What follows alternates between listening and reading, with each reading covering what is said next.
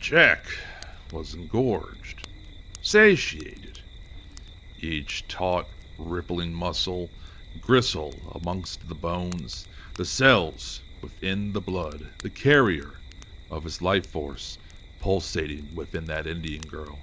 The pushback, the intensity, the raw animalistic fervor, the shock, the intent, murderous and homogeneous, transcending beyond it all the highest of highs, their flesh becoming one before he became her, was her.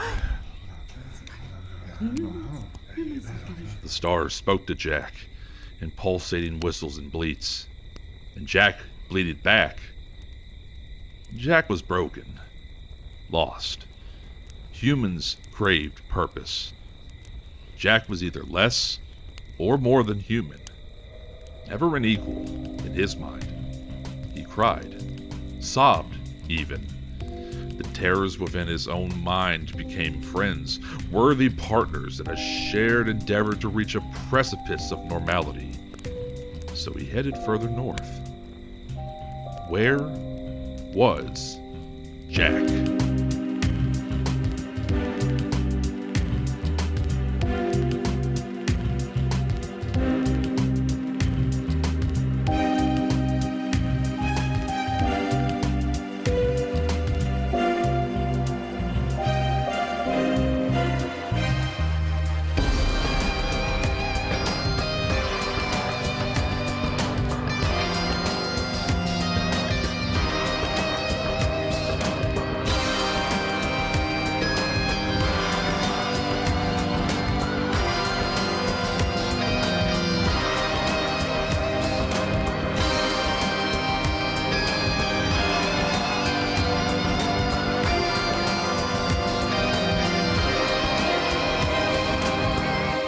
So the other two, Scott and Dr. Kimble, would you be waiting outside for them, or would you be inside in the nice, cool, air-conditioned diner?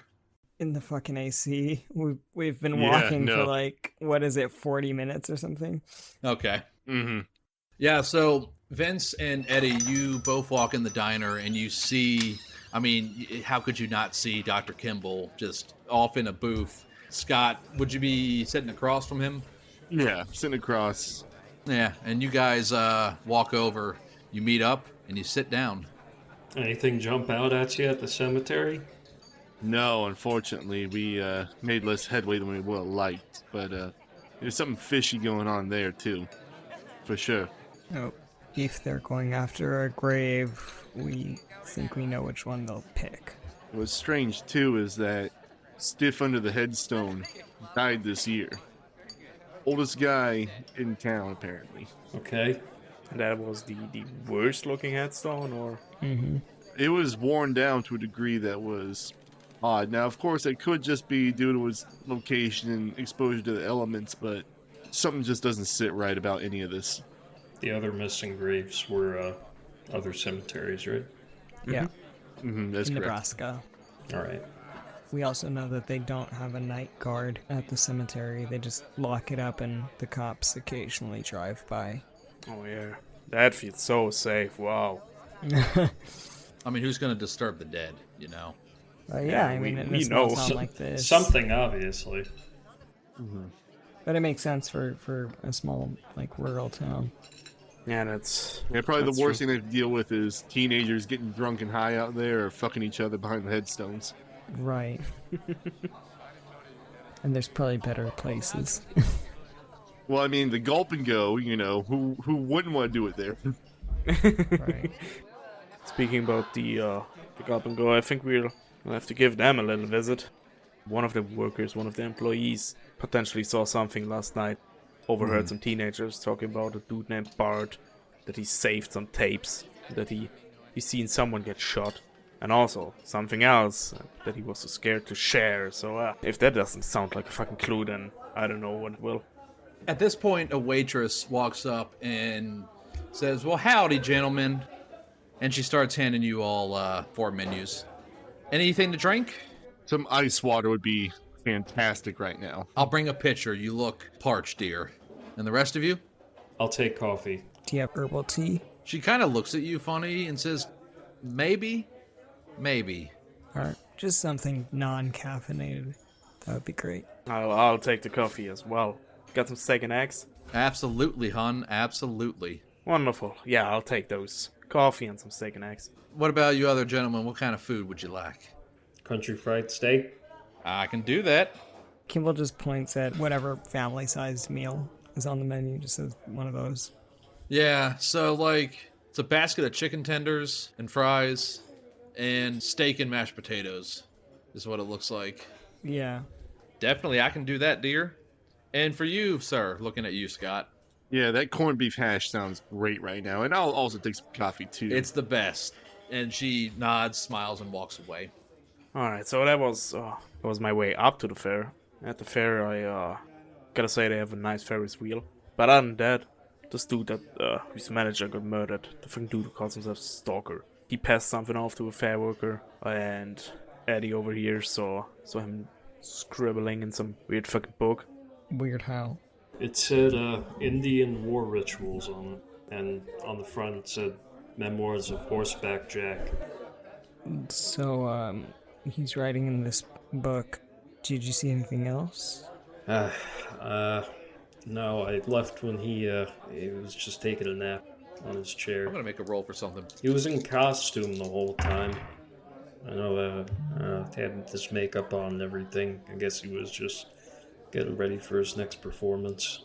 He had his mask on? Yeah, I didn't see his face. In his trailer? Yeah. Huh. That's fucking weird. That's dedication or something worse. Maybe after hours we should find out what's under it. Sure, but after hours they're leaving, and they'll probably have a body in tow. Or we're just gonna have to catch them before they leave. So at some point while you all are talking, and it kind of sort of blends in with the regular background noise. There is a fair amount of people in here getting a little bit later lunch. There's a clattering of plates. There's other conversations that are happening. A telephone rings, the store telephone rings and whatnot. At some point, your waitress comes back over and says, "There's a man calling our store. He asked me to find the tallest person in here. Wanted to speak to you, who you or one of yous, I don't know." Said his name was Harley. Oh, gosh. Sure, yeah, I can take the phone. If she's getting a phone call saying to look for this guy, I think her assumption is going to be that I'm the one that takes the phone call, unless anybody really objects to that. I think Kimble will just nod and stand up and follow her to the phone. She just takes you to the other end of the building. The phone's up front. It's not in the back or anything like that. It's on the wall. Yeah. It's it's a corded phone, and it's sitting on the countertop, and she just gestures to it and walks away back into the kitchen area. He picks up. Hello? Is this Stretch? Yeah, speaking. How's it going? I had a feeling you all might be here given the time of day and whatnot, and I did call a few other places too just to see if maybe there was a really tall guy there. But how are things going? I can't help but think that maybe jeopardizes us a little bit. I understand your concern, but I'm already visible enough as is. Don't need more eyes looking for us. Maybe you should join the circus then or something if you don't want to draw any more attention to you or something. I don't know. Listen. I'm gonna beat him up. He's such a stupid motherfucker. Okay. What do you have information for us? So, it's gonna take a little bit of doing, but I called up to Great Bend, which is where Dennis Eisenhardt's body is. So, if you all needed to take a trip up there to see the state of it, that's something you could do. I know the coroner up there, he owes me a favor or two. So I called and But you've got us the end there. Okay. Yeah. And also, I thought it might behoove me to I'm going to start looking into Mr. Spencer Dixon himself, I don't know where he's from. All I know is that he travels around in part of this rodeo. I could make some calls. I know some people. And, if anything, I can either call you all back here, or I could drive, How about down, this? meet you at the fairgrounds Nope. later tonight. No. How about this? I'll give you my pager number. and you can page me if you have information, and we'll call you. That way we don't have to do this cat and mouse game. Okay, no, that works. Yeah, I didn't even know you had a pager. That's good to know. That'll make this easy. Yeah, and he'll rattle that off. Listen, just be careful. I mean, we're trying to be covert, so anything that draws attention to us could jeopardize what we're doing and could jeopardize lives. Duly noted, but Stretch, you have to understand something. Time moves a lot slower around here. People aren't going to learn things as quickly. Right, but it's a small town. We're visible. It is a small town And- that has a corrupt police chief at its helm. I'm gonna kill him with my bare hands through the phone. He's such a fucking idiot. Yeah. He's just so sincere, too. Got it. Pager number. I've got it written down. I'm going to see what I can dig up on Mr. Spencer Dixon, just because, his PR guy was killed, and they're still going on with the rodeo, and they haven't canceled. Right. It's kind of weird, so maybe there's something up with him, Yeah, just be careful. You have a family that matters more than I'm an this. hour and a half away, Stretch. I'm not in the danger zone like you all are. They travel. Fair point. And you see Kimble out of the. You look up and you see your waitress bringing food to your table. He's gonna keep talking to Haney and just let the conversation die naturally so that maybe he doesn't go off the deep end any more than he already has. He's not an irrational man. You already concluded that. Yeah, he fucking is. Yep.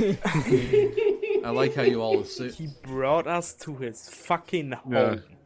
Ed was like, "Oh, my son's Yeah. gone. Whatever. Can I join you?" Hey, Haney, just curious. Did your kid ever get home? Oh, he did, actually. Oh, good. He was just at a friend's house. I don't know why you all are so worried about my kid. I appreciate it, though. I just, with local deaths seeming to follow this situation, it's a concern. Well, I appreciate the concern, Stretch. I really do. I mean, if you had kids of your own, it seems like you'd be a great father, since you seem to care about mine so much. But I'm going to look into Spencer. I'll get back to you. You boys, be careful now. And he hangs up. And you walk back over to your table and you find your basket of chicken tenders and fries with some ketchup and honey mustard on the side and your steak and mashed potatoes. Yeah. He just starts shoveling it in. It's pretty good diner food. It's probably not the best Scott has ever had. There's a place in Red River that's pretty good, but it's comparable. And everybody chows down, eats, drinks their coffee. You all enjoy your afternoon lunch.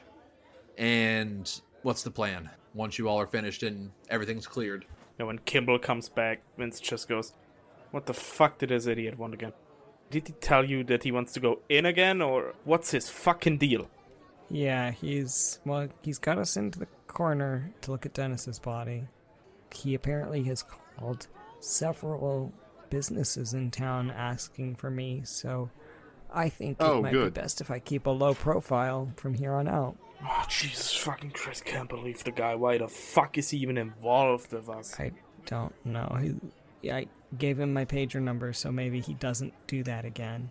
Is the coroner in this town? No, it's in Great Bend. How about one of you take the car, go up there, and we'll stay here and figure out things in town. I can go since there's already eyes on me in town. Yeah. Good point. Alright, you go. Alone? You're going to a coroner's office. Okay. Maybe someone should watch his six. I wanted to cover more ground with the limited time we have. What avenues do you see in town for the three of you to take? Well, I don't want to go into those white tents alone. Okay. Well, what do you say, Doc? How long do you need with Buddy normally? I would say it would take a good 30 minutes if I am allowed to do a thorough look at it and chat with the mortician. It'll take about 45 minutes for me to get there. The roads here are empty enough that I feel like it should be safe enough for me to drive. So if you three have a place to go in town and have things you're wanting to look into, I can head off. The thing we should look into is the dude at the Gulp and Go, but we should at least be like 2 people together, right? Yeah, no, I don't think anyone going alone is a wise idea. Now, Doc, when you're on the phone with our good buddy Harley, did he mention anything to you about getting hits on those graves yet, or no? No. All right. I figure we go to the coroner's office, we figure that out, and then I might give him a call from a payphone out there. Yeah. I bet he'll page me at that point, since he's seeming pretty needy. Alright, what I would say we do is, I'm open to go on with the dog. We look at the body. Takes, I don't know, 45 minutes there, 45 minutes back, half an hour. We're looking at 2 hours there. It is, and he checks his watch. It's like 2 p.m. It's 2:30 at this point. 2:30. We're back before anything big starts. When is the sign up for the rodeo end? 3:45. Okay, before we go, I'm gonna sign up for that rodeo. What? Hell yeah! All right. Hell yeah, brother! I will I'm here for it. explain the reasoning. Makes sense. I'll explain it. When we were in Griff's Cowpoke, I was told I'm big enough to hopefully be okay, and it might be good to get behind the scenes in some way. That's true. Also, half the town already knows you. If they think you're just a tourist, then even better. Mm-hmm. Yep. So I'll play the stupid tourist. That's fine. The bowl is gonna break every bone in your body. Good luck. I mean, it's gonna have to go through some layers of fat, so I'm not worried. He says, like, as he's just ham-fisting, like, the 7th chicken tender down his Yeah, back. Dr. Kimble naturally has 2 AP just for his layers of fat. Do I? No. God damn it. That would be pretty fucking Holy funny, shit. though. I was thinking about it just now as you were talking Resistance about to it. bludgeoning damage. This is D&D now. Absorbed the fat. So, He's Immunity. a big guy. Oh my I don't know what God. to say. okay, so order of Advantage on operations. all poison checks. Now, it's actually, before we get into order of operations, I do want to ask Eddie, just to clarify. So that book you saw, this, The Stalker, writing in... My thinking behind it is, if it is a proper title, I could do, cards on the table. I work at a library, so I know books. Well, it said Indian war rituals on the back cover and memoirs on the front. So I think it's just a journal, but I don't know. Maybe he's writing on the sides. Then I get a good angle. Okay. So I guess DM question, is there any role I could possibly do to try to, like, search my internal memory? Obviously, I can't, look it up on a smartphone because it's 88, but... My friend, your stats in those particular areas are quite high for a reason. You don't need to roll. Okay. Nothing like that sticks out in your memory. It does not stick out to you. It does not sound familiar to you. It doesn't sound like a published work. All right. Okay, that was my question. So the order of operations... Sounds like Dr. Kimble and Vince are going to head up to Great Bend, leaving Eddie and Scott in town. Yeah, I mean, we're gonna drive them into town, drop them off where they need to go. I'm gonna go to wherever I sign up for the rodeo, do that, and then we're going to go to Great Bend. Okay. I'm gonna interject.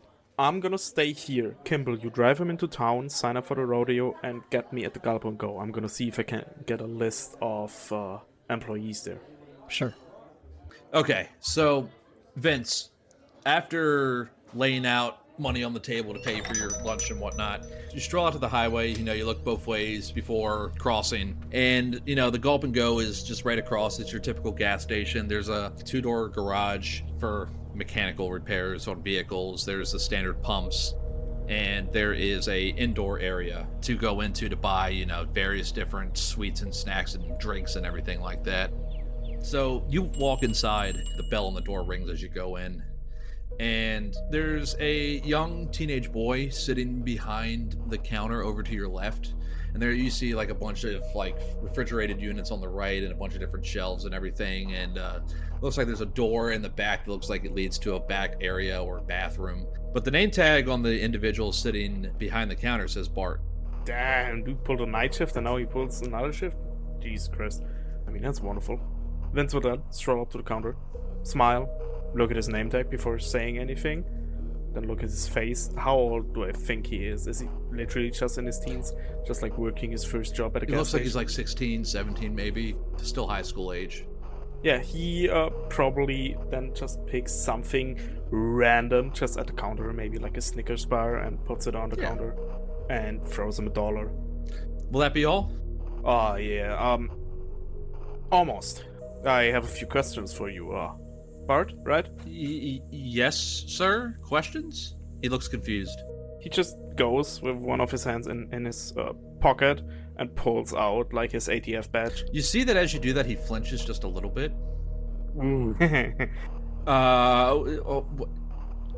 I just have a few questions for you. Oh. You're not in trouble if you answer me them, and then you probably won't be in trouble after that. Are you working with Chief Elijah? Please tell me you're not working with Chief Elijah. Who? The police chief. Nah. Son, do I look like I'm with the police, or do I look like... Well, you're not dressed like a police officer. Well, what do you want? I have a few questions about a thing you saw last night. He, his eyes, go wide as, anything. But his words are, I don't know what you're talking about. I'm sure you fucking do. What? He leans in. What? Keep your voice down, man. How do you know about that? We have our ways. Tell me what went down, and also show me the copy you made.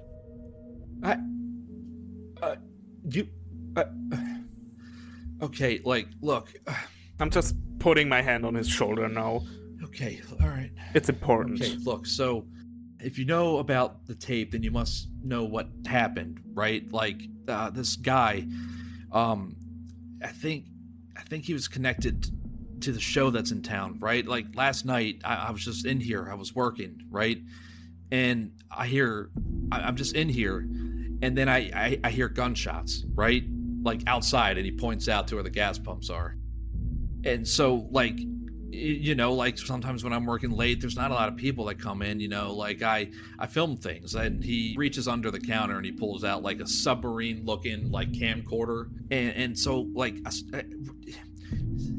something was going down, so I started filming. I want to be a movie director one day, so that's why I always have a camera around with me, so I record everything, and this man was killed, right?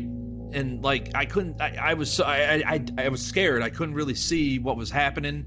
All I know is that somebody from some sort of vehicle was shooting out there at I think his name is the Stalker or something, that cowboy guy, Dixon, and there was some other guy with him. He stops and he's you can see that he's visibly shaken. His mind is not allowing him to speak any further, and he just doesn't talk. All right, I get that. And I'm just gonna look at him, and then I grab the... that snaps him out of it. So what are you doing? I'm just gonna take a look. I want to take a look at it. Son, that's important. What? It's not in... Listen. So a few hours later, the cops roll up and everything. I mean, I had to call the police. I can't just leave a guy out there, even though he said a whole bunch of really scary stuff to me, and he took my videotape, but I disappeared for a bit, right? Before I called it in. I went home. I live very close. I didn't even drive. I walk home. I went home, I copied the tape, I came back because the chief, well, everybody knows that the chief is in bed with the eyes and hearts. They pay him. They pay him. Yeah, dirty business. Yeah, exactly, right. So I knew he would just take the tape and not do anything with it, So I don't know, I wanted to hold on to it, but I drove in today just because I'm going to be heading to the fair later, but I have a tape in my car. I made a few copies before I came back, and he looks around, doesn't see anybody out there, nobody's pulled up for gas or anything, and he gestures with his arm to follow him, and he obviously, yeah, I'm gonna follow him. Yeah, walks out behind the counter and whatnot, goes over to his truck. It's just a beat up Ford, maybe 10 years old, a teenager's first vehicle, He goes over to the passenger seat, opens the door, reaches underneath of the seat, looks around, right? Even though you're obviously there, looks around, inserts the tape into the tape recorder, gestures. I mean, unless are you standing next to him or like the other side? Like where are you at? No, I'm standing next to him. Oh yeah, okay, yeah. He says, "You got to look through here," and there's like a little eyepiece, and he hands it to you. Yeah, I'm gonna do that. Oh, before I do that, we're out in the open, basically, right? Yeah, like on the side of the gas station, like on the right side is where he has his truck parked. Yeah, okay, fuck it. So when you put your eye up to the lens, you feel like a little bit of pressure on the side of the camera as Bart hits play. And what you see is like a kind of a shaky view from inside the store looking out at the gas pumps. You see a man, he's not in full cowboy garb. He's mostly in cowboy garb, but he's not wearing a hat. And then you see who you think is the stalker, Spencer Dixon, in his full getup, even with the bandana on. You see the two of them duck down from gunfire, and there's like a blurred, obscured truck that seems to be out of frame. Baines falls down quickly, but then Spencer Dixon leaps over his truck to the driver's side, and I need you to give me a sanity roll for the unnatural, please, seeing this. Alright. Oh, fuck no, that's an 89 over 75. You only lose one sanity. You understand why Bart didn't say or didn't want to talk about it, even to those two kids that he probably knew from school. Like, you would assume that's how they knew everything. But the way this guy just leapt from one side to the other, and then you see him get inside of the truck and he peels out of the parking lot. What do? He probably just looks at it, nods slowly, mutters under his breath like, shit. Right? Like, there. You said you made copies, right? Yeah, take this one if you want. Wonderful, thank you. Keep the rest of them stored at your home. Keep them safe, do not show it to anyone. And I'm pocketing the tape. Yeah, easy enough. You understand me? I might have questions later. Where exactly do you live? He will rattle off in like an address in town. It's just off a main street through the middle, like off on like the right side off the main drag, but it's not too far. It's enough that Vince remembers you. Okay, wonderful. Alright, Bart. You've done your country a great deal, but this has to stay between us. You got me? Oh, okay. He kind of narrows his eyes a little bit. $20. I open my wallet. Just hand him 50. His eyes go wide. I definitely won't say anything now, but I will forget about this too. I want to forget about this. You should. That's something you see in like a movie. You ever seen anything like that before? I just look at him and say, see what? He kind of like weakly smiles a little bit. I should probably get back in there. I don't want to be out here too long. Sometimes the owner comes by and, you know, I don't want to be not behind the counter. Yeah, just give him another pat on the shoulder. Did great, son. Don't you think I should destroy those tapes though? Oh damn! Never thought he would. I saw the look on your face, mister, when you were watching that. It freaked you out a little bit too. He's gonna nod, just to be safe. Yeah, we have this one, and I'm just patting my pocket. He looks at the money you gave him. As soon as I get off of my shift and before I go to the fair, I'm gonna go home and I'm gonna destroy those tapes. I'm just nodding. I gotta go back inside now, probably. Like I said, I don't want the owner to roll up and see me out here and I'm not inside, you know? Yeah, you've always been inside, but no worries about it. We've never seen each other, and I'm gonna walk off. And he walks back inside after closing the door to the truck. I didn't think he'd be this cooperative. I was ready to pull out my gun and fucking pressure him into showing me this, but goddamn. Well, he's also like a young kid in a rural town that just saw something traumatic and is approached by a federal agent. Like, and he obviously didn't feel heard by the police chief. Like, I think it makes a lot of sense that. I also think it makes a lot of sense, but I kind of thank didn't God, expect right? this. We're still going to his house later. Oh yeah, we're gonna burn his house down. Holy fuck, I'm not taking chances. Yeah, that kid's Oh dead. yeah, hope his parents are insured. Sorry, kid. I mean, okay. Nothing Can't personal. leave any That's witnesses. roasting on open fire. I guess it's Christmas in August at this point then. Yeah, so So, were you guys just like waiting in the ram charger while this was going on across the street, or? No. So Kimble like headed off with Scott and Eddie. Like while Vince is having this whole thing, he's dropping them off in town and just returning back to them. Where in town would you be dropping Scott and Eddie off? Would you be dropping off at the fair? Where do y'all want to go? Well, I wanted to go into the white tents. Yep. So I I'll guess go with that's you. where we're going. I will drop them off 2 blocks away from the fair, and then I will go to the fair to sign up to the rodeo so that we're not all together. So, I forgot to mention this, but I'll mention it now. So, Eddie and Vince, before you guys left the fair, you got like your hand stamped as the sign that you like already paid. So, Eddie, you can just go back in, but Scott and Dr. Kimble, you pay the $5 entry fee and get you and whatnot. And Dr. Kimble, you sign up for the rodeo. Your name is on there with a bunch of others. Yeah, I leave even before I think they managed to get the 2 blocks. Are you putting your actual name on there? That's a good question. Are you putting your actual name? Give me an N times 5 roll. That's a success. It's Hey. a 74 under 85.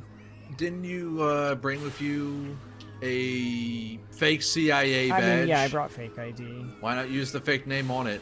Yeah, I brought a fake, like, the fake CIA identification paired with the same name fake ID. Does that make sense? Like, there's 2 fake IDs Yeah. on the same. You could also just put your name down as Stretch if you wanted to, since that seems to have stuck in Harley Haney's mind, and just put Stretch. No. I'll go by an alias. I guess, yeah. Are people putting down aliases? They are putting down aliases, yeah. Okay, then he does put down Stretch. If there are, if it's not like full legal government names that are required, then yeah. Nah, it's not. I mean, some people are putting their names, like they're putting like their first name, a nickname, and then their last name. But some people are just putting, like, you see some strange ones. You see like Blackjack Smoke. Is there anything that stands out particularly? No, just some names are weirder than they probably should be. But Are there any that, like, is there a Jack on there or No. something about Indian war tracking? nah. Then he's just gonna put down Stretch and leave. Yeah. So we're gonna say, for purposes of placement and point of order, you sign up for the rodeo as Stretch. Eddie re-enters the fairgrounds. Scott enters for the first time. Dr. Kimble drives the Ram Charger and picks up Vince. And the two of you are going to drive 45 minutes north to Great Bend. And I'm going to use this opportunity to be with Scott and Eddie. Are you heading towards the white tent, or are you just kind of wandering the grounds just to kind of get a lay of the land? I mean, Eddie, you've already done that, but Scott, what would you want to do? All right, show me the way, G.I. Joe. Yeah, you would pass by the Ferris wheel to get to it. The Ferris wheel's not like right up against where the rodeo grounds are. It's kind of more like, there's like a dirt track. The rodeo's like on your right. The Ferris wheel's on a patch of grass over to the left. And yeah, it's a tall Ferris wheel. It's the tallest thing around. Yeah, so you guys are going to head to the white tent. Mm-hmm. So yeah, you approach the tent, and there's 2 Eisenhart transport men flanking either side of the entrance, and they're grayish, bluish coveralls. And as you approach and walk up, they go, "You here for a little bit of extra stuff?" Yeah, I want to wet my whistle, you know? Sure. Just he looks you up and down, Eddie. You serve? Yeah. Nom. Yeah. One of the Eisenhart boys served in Nam as well. Where? Mekong Delta. But that was earlier in the war. I served Saigon. Oh, no shit. Grant says there was a lot of fighting there. I don't know the half of it. Yeah, you're all right. And what's your deal? Looking at you, Scott. Ice is a friend of mine. He can talk for himself. I'm just here to watch the rodeo. Okay. You know, I wanted to test out this. I kind of jangle the camera around my neck. You know, got this over He's Christmas. a civvy. All right. Well, head on in, but head on over to the left. You do need to pay a cover fee to get in for the activities under here. It's $10. Simple enough. Pull out a 20. Just pay me back later, bud. I'll nod and just see. The whole thing is, not as much of a shithead as he is, he also understands that Eddie could break him in half over his knees. So You better be giving me back that $10.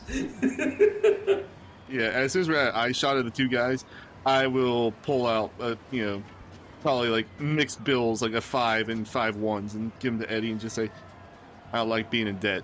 Appreciate it. Both of you give me alertness rolls now that you're underneath the tent. And there's another open area that looks out onto the rodeo area. And there's the bleachers. And like further down to the left, you can see there's like the pin areas where like the bulls would be and whatnot. I succeeded 35 under 47. Success 27 under 61. You both are kind of getting a lay in here. There's a bunch of tables under here. There are people who are just laughing, talking, drinking. You can see a brownish liquid inside of them. You think it's some sort of liquor. But what you do both catch sight of, off to the left, there's another tent flap area, right? It opens briefly, but then closes.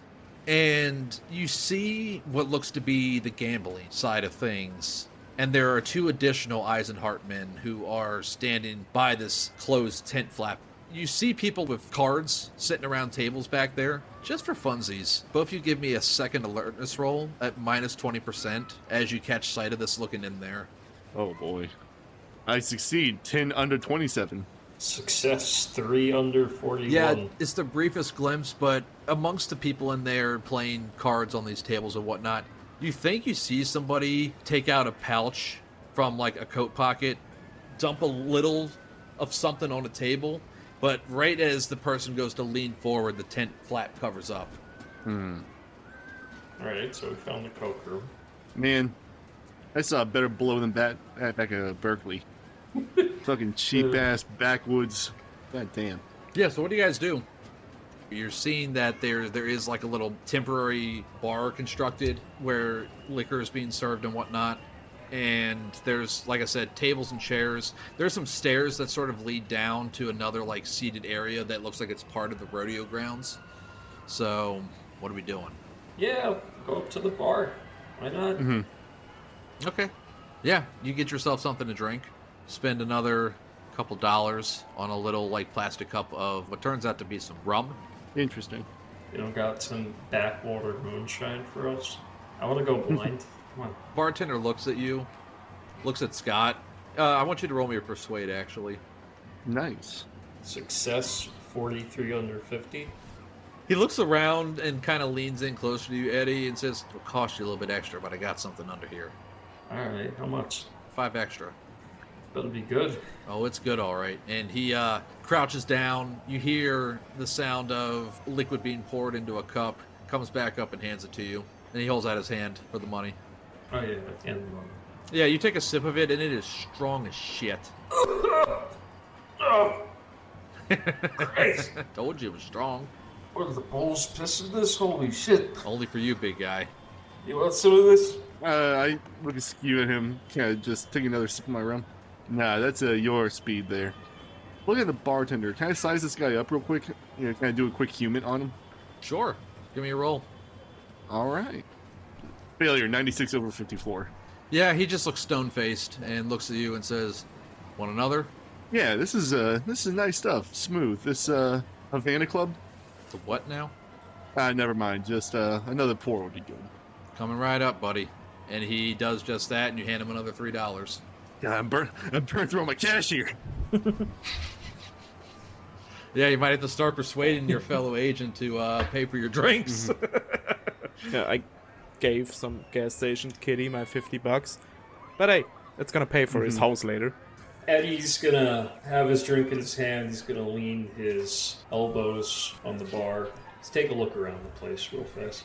So you see some nicer dressed people sitting in here, you know, like that you think maybe a little bit more wealthy. You do. It's a mix of people in here. Nothing brings Americans together or people together really like good old liquor and being part of something exclusive. You see one guy like probably maybe you think he'd be like the poorest guy in here. He's wearing like overalls and like a faded hat, and there's like a hole or two in the coveralls, but somehow the man has made his way in here. You know, he wants to be part of something. And there's some women that filter in and out that are wearing cutoff shorts, cowboy boots, tank tops. The bras are pushing things up just right. A lot of blonde-haired women out here. There's a few brunettes. You're just soaking it in, man. You're just in the cut right now, just being part of this club. Now I'm gonna ask the bartender. So you know anything about this cowboy? What is he called? The guy in the Oh, the black. stalker? Yeah, what about him? You know who he is? Yeah, Spencer Dixon. He's like the most popular guy on the circuit. What can you tell me about him? I'm not really a huge rodeo guy. You know, I'm just trying to get into it. I wanted to see some guys throwing off some bulls today. You won't see that with him. Longest time that they say that he sat on top is like 2 minutes. It's a long time. Jesus. Everybody else gets knocked off. I mean, the dude's strength and like his moxie, man, like it's something else. I heard a story that somebody told that like he got thrown clear off one time. Should have been a career ender right there, like landed right on his neck. Nah, dude got up and kept going. I wasn't there. This is a secondhand story, but like if it's true, holy shit, right? Yeah, that's a fucking story right there. They say he like stays in character and everything, right? Like I think only the people that are closest to him like know what he actually looks like because he always got that bandana on, like he's like, I don't know, Tonto or the Lone Ranger or whatever. You know, I don't know. It's one of those two characters, whoever they are. Oh shit. Well, who's close to him? Any of the other writers? I don't know all of that for sure. I know he's got like his own little entourage, like from that Midwest Tech Media Fair company or whatever. He points like lazily, vaguely. I saw him earlier, I think. I saw him going to his trailer, actually. Yeah, I mean, you know, they taking a shine to him, I guess. Like, they happen to work alongside him, and they just happen to be his little fan club, I guess. So, good for him. Hey, you want another one?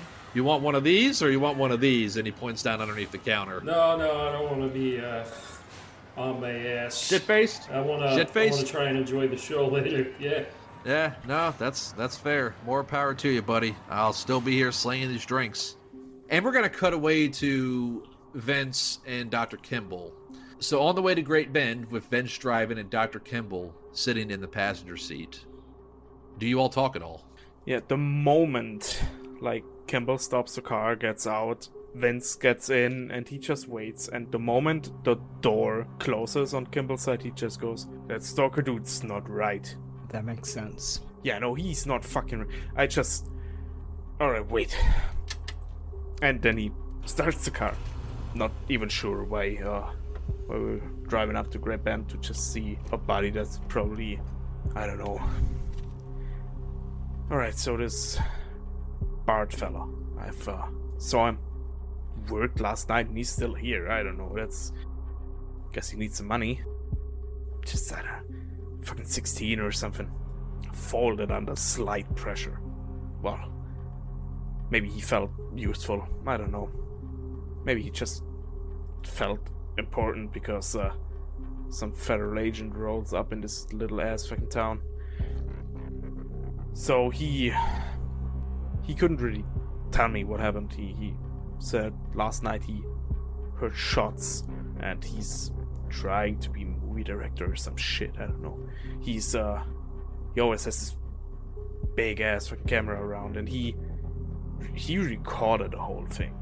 And he told me what he saw between the pumps. Dixon, the stalker dude, and his fella, I forgot the name already. They were just ducking down.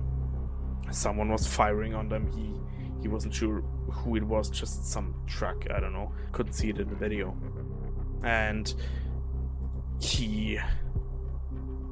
on the tape you see his compatriot go down, getting hit by the shots. I couldn't see if they did hit the stalker or not. However, this motherfucker literally just leapt over the car. Absolutely not human. He just drives off as if his body's completely fine. So whatever it is, I don't think he's human, or maybe he did some shit to get inhuman strength. Out of character, this is all falling together, but I'm trying to think about what Kimble would be able to piece together. I mean, so if sounds like doing a hit job on Dixon? Yeah, on Dixon, and Baines got caught in the crossfire, then, I mean, that makes me wonder what... And they didn't seem to be surprised in the video by him showing this kind of supernatural strength. Well, not really want to tell. I mean, the video's not really good. I mean, obviously, what do you expect from this camcorder that's as big as his head? When the car, sorry, this is a clarification question for Max. So, him jumping up, was that after the car left? Or was the car leaving, like, as he jumped up? I mean, the car wasn't in frame on the screen. The car wasn't. It was like Vince saw like a portion of it. It was like in frame, but most of it was out of frame, and it all happened very fast. I mean, it could. I'll say this from what Vince saw, it all kind of happened quickly, all at once. Like Baines got shot. You couldn't tell if Dixon got shot, but okay, so this isn't the shooter wasn't in a car. I don't know why I thought. No, they were. The shooter was. They were. Okay. The shooter was in a car. It was like a hit and run.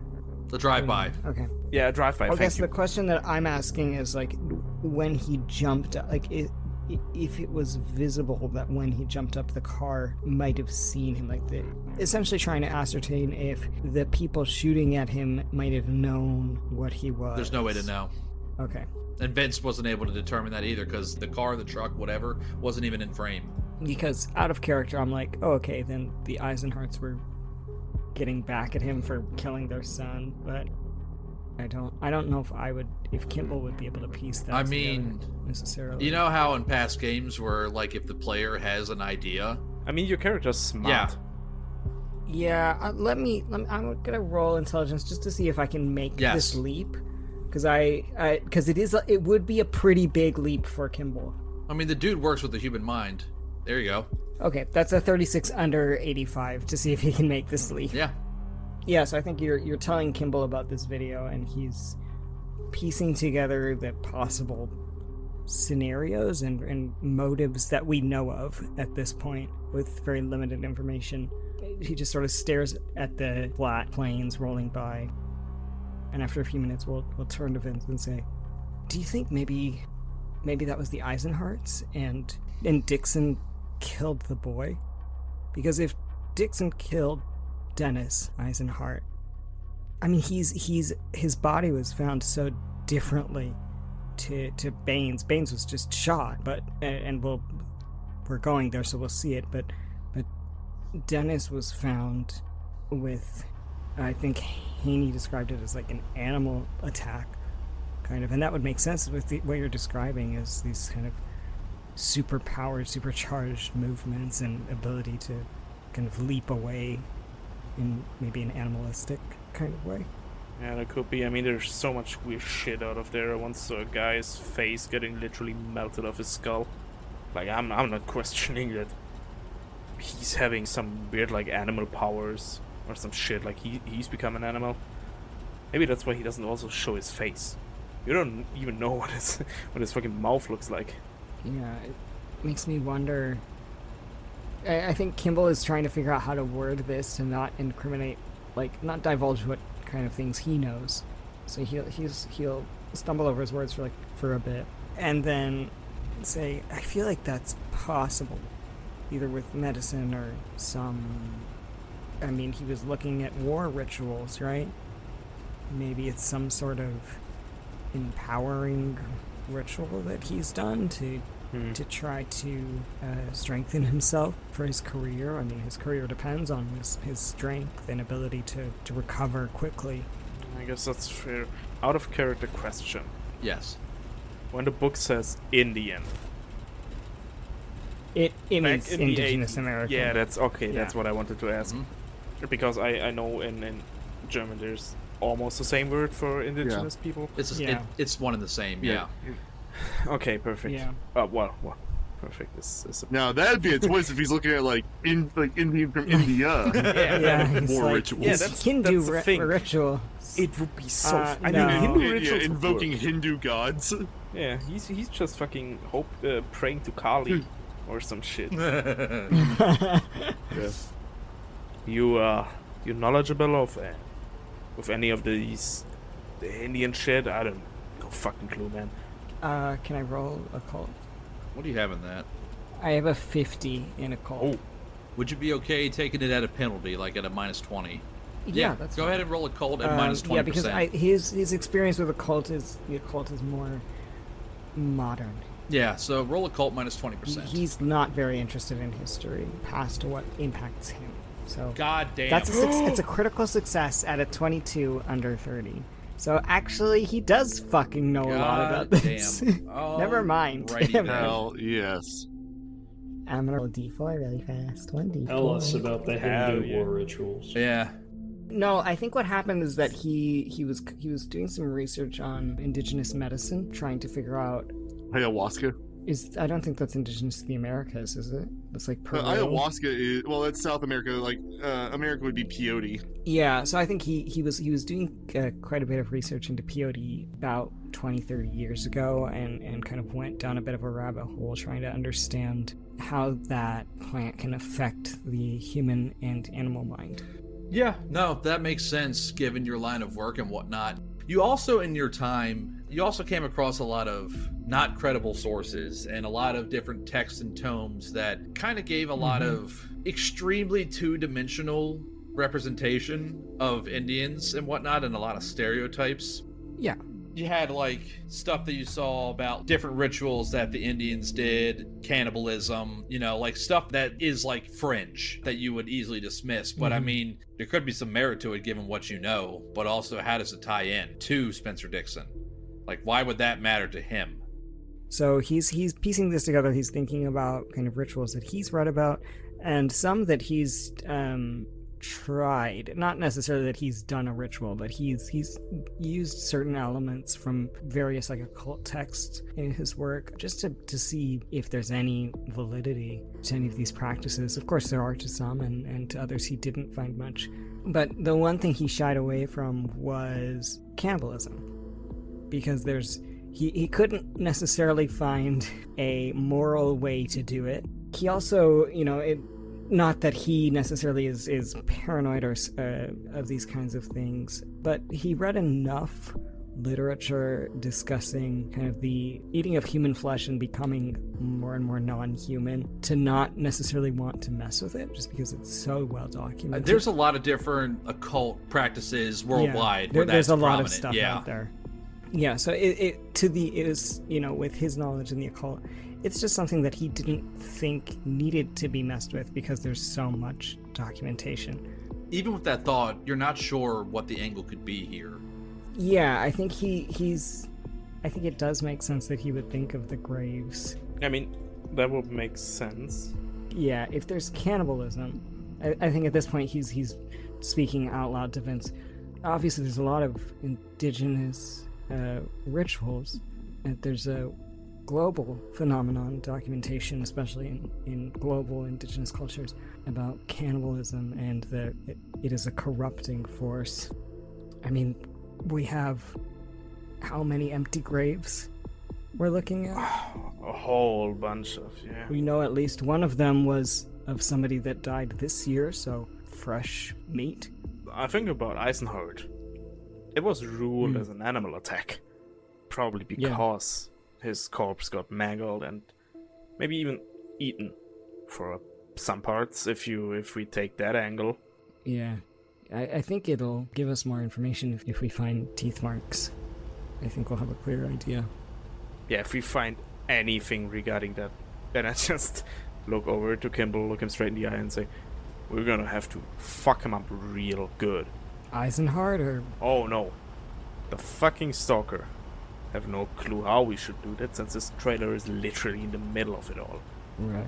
I don't know, maybe once they move places again, we take this wonderful new vehicle, we just pit maneuver him off the road, and then we blast his fucking face off. Or we get ripped apart by him. I mean, we know a body that he might be going for tonight, and I have a feeling that the police are either in on it or are in on the gambling and may not be so present at the cemetery. Yeah, I mean, if that would work, that would be perfect. Just get him while he's eating. Yeah, I mean, and if it's not that, then I guess we go to Ulysses. But I have a hunch. Yeah, let's see what the body looks like. All right, so we will cut ahead to you guys being at the Great Bend coroner's office. It is the Stafford County Medical Examiner and Coroner because Great Bend is within Stafford County. You have a brief talk with the ME. He mentions to you, oh, hey, Harley said you guys would be coming. I can't let, Elijah know. I'm doing it as a favor for Harley. And he goes and pulls out the body. And both of you need to roll sanity for violence. Yeah, as you see this horribly mangled reasonable. corpse.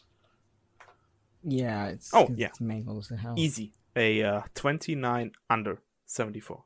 You lose nothing. I'm going to double check that this is what my sanity is, because that's lower than I thought. All right. That's a failure at an 87 over 64. You lose 1 sanity due to violence. Now, I have a thought on this. I'm not a fan of putting ticks into violence when it's only like a 0-1, but I'm okay if it's anything like a D4 or higher, where a tick becomes a thing. Let's just nix it overall because I will project that. Okay. I projected. Yeah, Oh, so fuck. you lose no sanity, but you're going to take 4 off of a bond and lose 4 willpower. Shouldn't have done that. Shouldn't have did that. Who are you projecting onto? Yeah, I projected onto his sister, Vivica. That makes sense. I think he sees this kind of sterile room and this mangled body is pulled out. And I think what happens is that it doesn't disturb him. It hits him that he isn't perturbed and that he doesn't feel anything really about like looking at this, and it just kind of dissociates him a little bit more from people. Yeah, we're going to explore how that affects things. Yeah, if you yeah, we'll see survive. that later. Yeah, with your sister. Oh, for sure. Basically, it looks like it's the victim of an animal attack, but with Vince having seen what he saw on the video camera, and you having it being described to you, Dr. Kimble, if Dixon did this, the man's extremely fucking powerful. I think I'm curious about, do there look like there's any teeth marks, any chunks ripped out? Oh, yeah. Okay, so it does look like, at least to some extent, he's been eaten. Yeah, parts of him have been. Okay. I mean, there was enough left there for him to be identified. Yeah, like his face is there. The majority of like his bones. It's are all still, there. are any It's of all his, still there. I'm curious. Are any of his bones gnawed on and like the marrow sucked out? Because that would really tell What's your me. medicine? My medicine's a 60. Oh, yeah. It's immediately obvious that there was deeper bites. There was deeper, like, incisions with what looked to be animal This is teeth. a feeding. I wouldn't say. Yeah, I mean, this is a feeding. it is a feeding to a degree. Yeah, it doesn't look like it was only for a feeding's sake. Like there was obviously an element of this breaks the pattern. If he's the one going for the graves, he's going after a live person. So there's an element of like, this is a premeditated attack, or at least a motivated attack on a living person, but he's also using that opportunity to eat Dennis. Yes. And that is your professional medical opinion. You're basically confirming or building upon Okay, what you already yeah. know. I have one more thing I want to do. I just want to call Haney Okay. from a payphone. Easily doable. There's a payphone outside of the coroner's office. And he answers Of and he course he says, does. Hello? Hey, Haney, did you get any information about those graves up in Nebraska? Not yet, Stretch. The main thing I'm curious about is if the corpses were recent. That I can't tell you rightly, Stretch, because it is a Saturday. Anybody who would know that information is likely not going to be in office because those buildings are likely closed. Okay. Alright, that's fine. Then scratch that. It doesn't matter. How are things going? Going good. Going good. Have you made it to Great Bend at all? Yep. Okay. That's good. Listen, I found something. I found something about that Spencer Dixon fellow, right? He's originally from Missouri. Don't exactly know where he lives or grows up, but I know he's from Missouri. I'm still working on that. Do you have a birth date on him?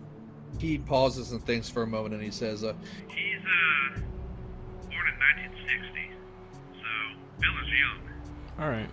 And did he? But I'm still trying to narrow down, like, I'm not going to reach out to his family or anything like that, but, like, want to see But where if they you- live, you know? Yeah, in case if you you get will where need they to go do live, that. if you get where they live and you get their names, make note of that. Yeah, for sure. I can do that. I guess the other fellas are back in Stafford. Are they with you? They're in Stafford. Could you Okay. also look into this lighting company for me? You mean? The Midwest Lighting. Yeah, that should be easy enough. All right. There should be a payphone near the fairgrounds up in Stafford. Yeah. I think it's going to take y'all about maybe an hour to get back and whatnot. I should be able to figure that out in that amount of time. Cool. All right. Like I said, I know a lot of people out that way, and a lot of them have since moved to Wichita, so I have a network. Good. All right? Good. Just remember to keep it casual. I need to make a roll for him real quick. Okay. He doesn't Yeah, keep no, it no, casual. Yeah. No. He says. No, I can do that. All right. All right. Be careful. Information hangs up. matters. Fuck. We're gonna switch over to the other two. So you two, I want to say it's been about another hour at this point. You're able to pace yourselves enough with the liquor that you've been drinking. What are you guys doing in the meantime? Hopefully, my friend here isn't a lightweight. I did want to see if I could spot, like, are there police officers in here not on duty? I mean, I would also say you've dealt with enough working at the Brooklyn VA Medical Center that you would kind of have an idea. But I mean, How many people have sunglasses on in this tent? I mean, not many, but also, I mean, there's just other random people that just have sunglasses either on or perched on their heads. Mm-hmm. They're all suspect. Alright. Well, Yeah, I mean, right now people are just drinking, having a good time. There's an announcement that comes over that says, all right, signings for the rodeo for anyone not part of the show are now closed. Now closed. And you check your watch, and it's about 4 o'clock at this point. okay. They gave about 15 extra minutes for people to sign up if needed. So, are you guys going to do anything else, or are you just going to sit at the bar and just take everything in? No, I imagine we'd want to leave here if we don't notice anything else. Yeah. No, I mean, there's obvious people with Eisenhart Transport that are at the various different ways into, like, the secret gambling coke den. Okay. The Eisenharts are providing security of their own, but they also, you think, are just trying to keep a handle on their operation here. Alright. Maybe we could talk one of them up. Well, I don't know if you take this yet, but I'm not much of a people person. You know, I don't exactly have a kind of personality. I'm just gonna put my hand on his shoulder. Watch him learn. I'm just gonna mosey on over. All right. Yeah, I'll finish my drink. To one of the Eisenhart Transport guys? Yeah. Okay. So they're in the coke room in the back. They're standing by a tent flap that leads to that. Hey, fellas. They don't say anything, and they just stare at you. This the powder room?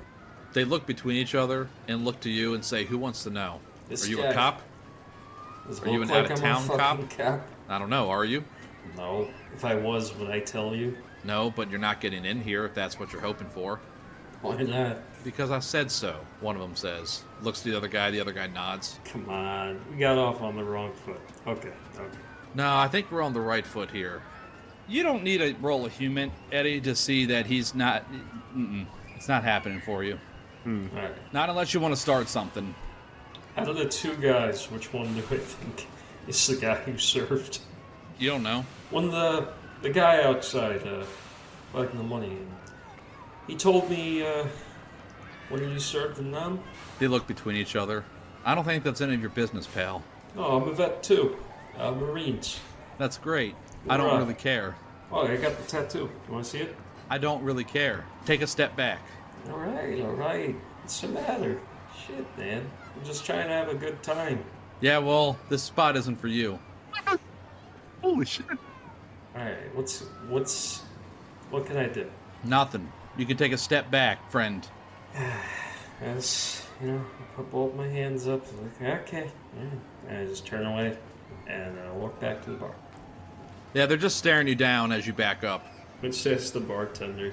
Fuck's those guys' problem? Hey, if you were allowed in, you would have already been in there hours ago.